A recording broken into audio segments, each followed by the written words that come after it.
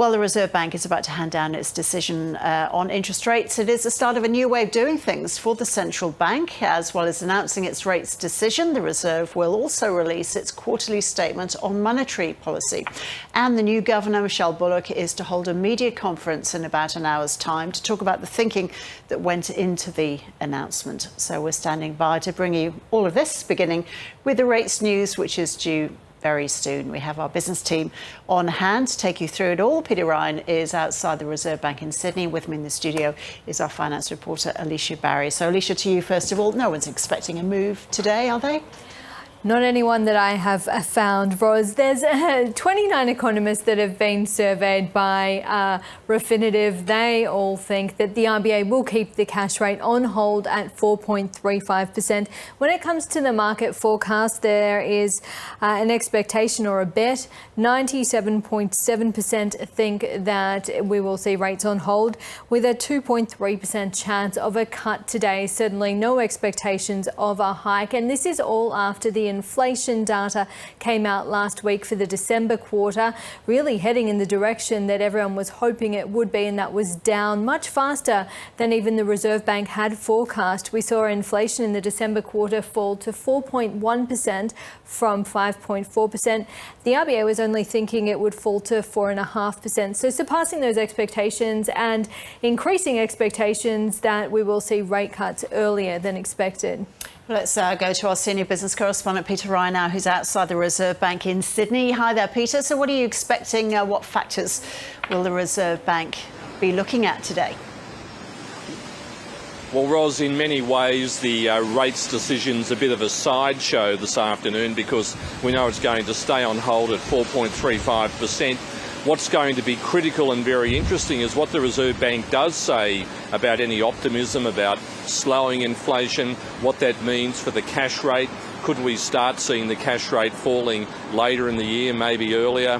It just depends what that commentary from Michelle Bullock is. Also, apologies, how Peter, we're going to interrupt because the result slow. has just come in. Alicia.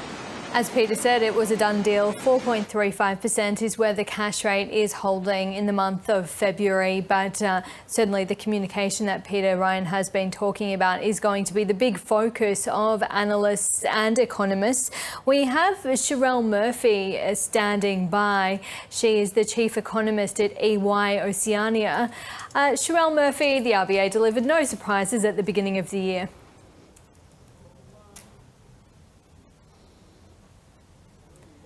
I believe Sherelle might be having some trouble hearing us. Sherelle, I'll just ask you that question again. The RBA has delivered no surprises at the start of the year.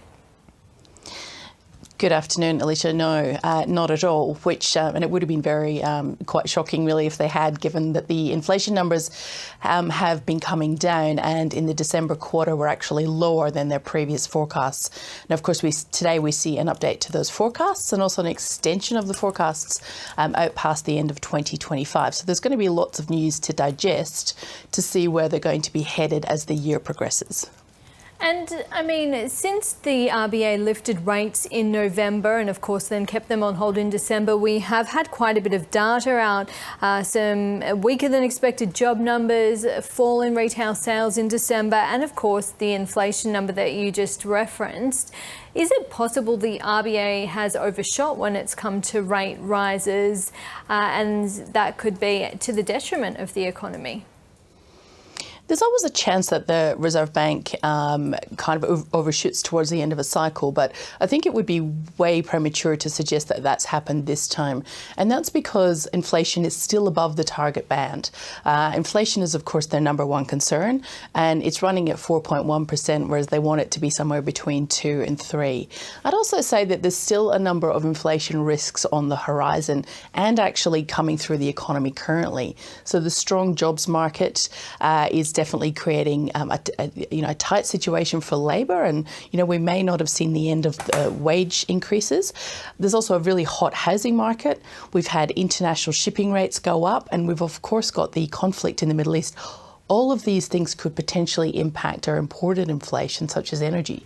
So I think the Reserve Bank is playing it safe, and that's the right course of action at the moment. And it does say, as I've just glanced at the statement, that returning inflation to target is the priority, and despite the easing, it does remain high, and the board will be some time yet before inflation is sustainably in the target range, and the path of interest rates that will best ensure inflation returns to target in a reasonable time frame will depend upon the data and the assessment of risks that evolve.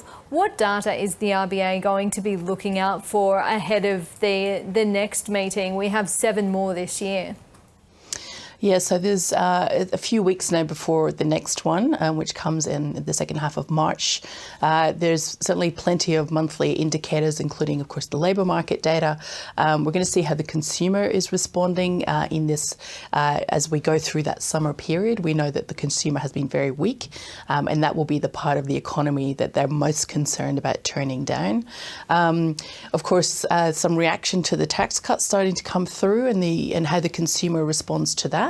This morning's consumer confidence numbers from ANZ Roy Morgan showed that there was a slight uptick there. So it does suggest that the consumers might be getting a small elation out of those changes.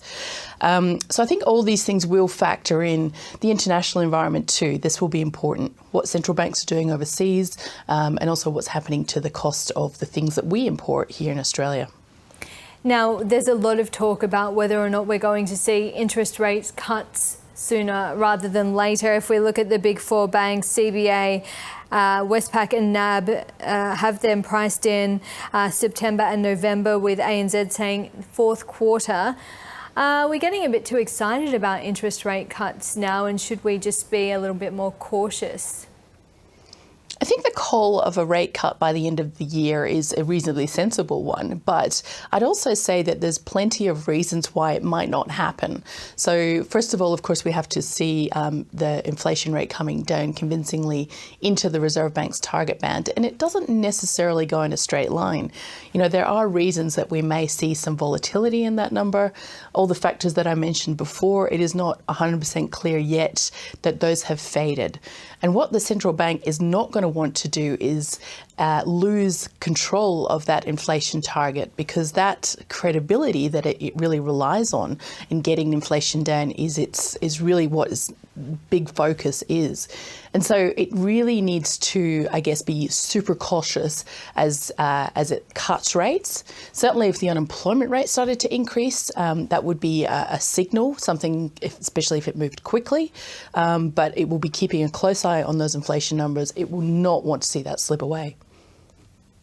Sherelle Murphy, thank you so much for your insights. We appreciate your time. Pleasure.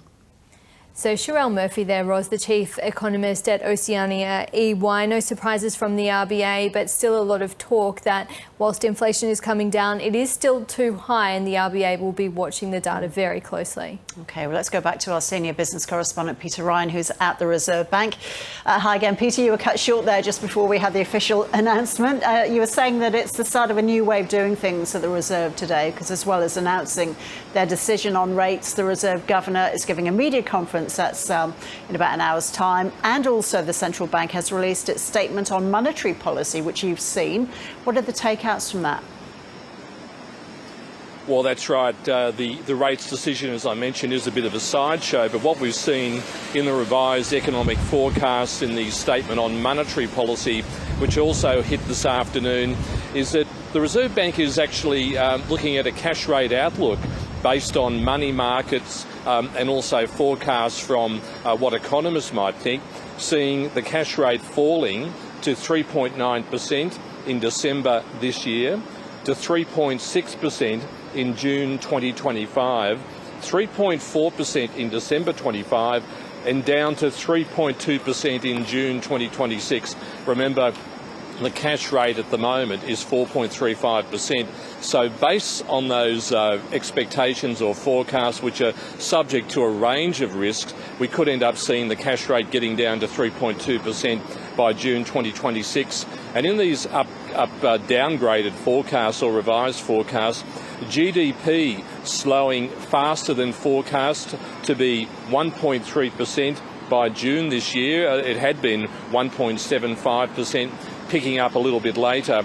Importantly, which is what this is all about, inflation slowing rapidly to 3.3% by June, gradually slowing to 2.8% in December 2025, which is the top of the Reserve Bank's target band of 2 to 3%, getting down to 2.6% in June 2026. And also the jobless rate, which is important here, the unemployment rate, getting up to 4.4%.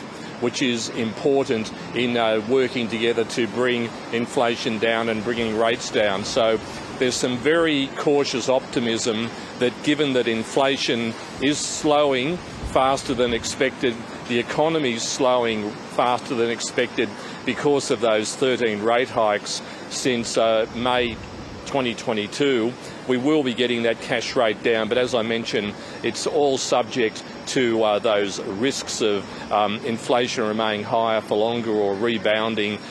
So it'll be interesting to see what sort of context Michelle Bullock puts to those revised forecasts when we go to the press conference a little later. So with those post-rates media conferences, Peter, the first one, as you said, is today. What difference will all this transparency make? Will it necessarily be easier to predict what the Reserve will do?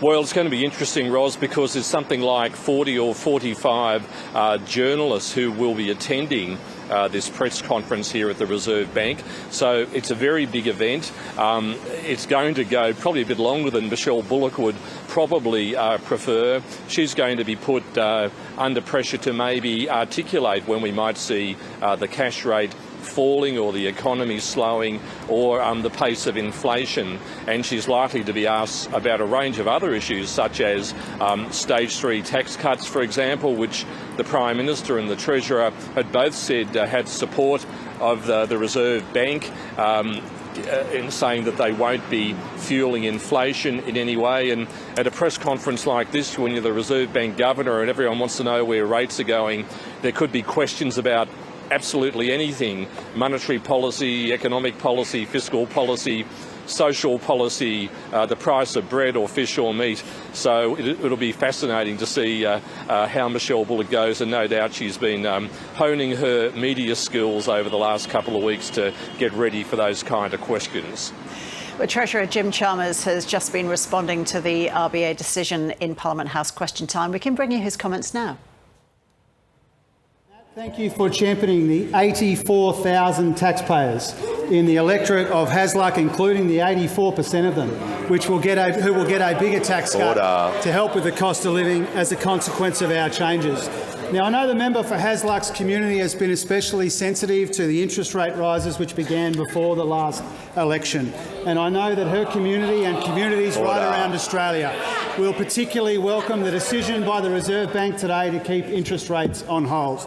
The independent Reserve Bank kept interest rates on hold at 4.35% today, Mr Speaker. This is a decision which will be welcomed right around the country. This will come as welcome relief for Australians who are already under the pump, Mr Speaker.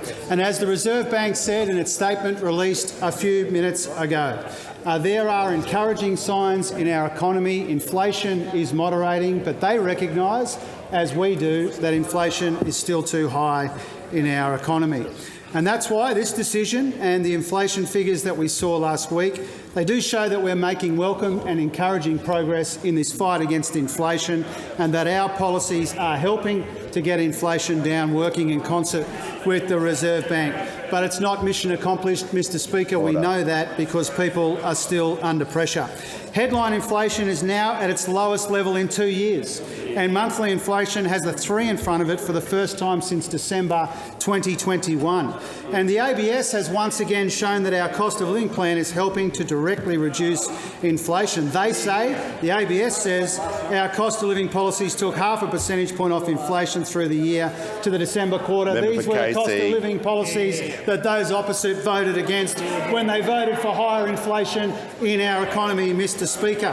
Whether it's electricity prices or rents or cheaper early childhood education, our policies are taking some of the edge off these pressures. Now, Mr. Speaker, we're realistic about the challenges facing our economy: persistent but moderating inflation, higher rates and global uncertainty. But we face them from a position of genuine economic strength. We know inflation is still our defining economic challenge, but we are making encouraging progress. 650,000 jobs created on our watch under this Prime Minister, a record for a first term. The budget is in much better nick with the first surplus in 15 years and another in prospect. Real wages have grown for 2 consecutive quarters, Mr. Speaker, and from the 1st of July, every taxpayer in this country will receive a tax cut to help with the cost of living. Under this Albanese government, more people are working, they are earning more, and because of our tax cuts, they will keep more of what they earn. This will help them service the mortgage, provide for their loved ones and get ahead. Treasurer Jim Chalmers there responding to the Reserve Bank's decision to leave interest rates on hold at 4.35%. Let's see how the markets have responded to the announcement and return to Alicia Barry for a final time. So, Alicia, much reaction. They'd factored in no change, hadn't they?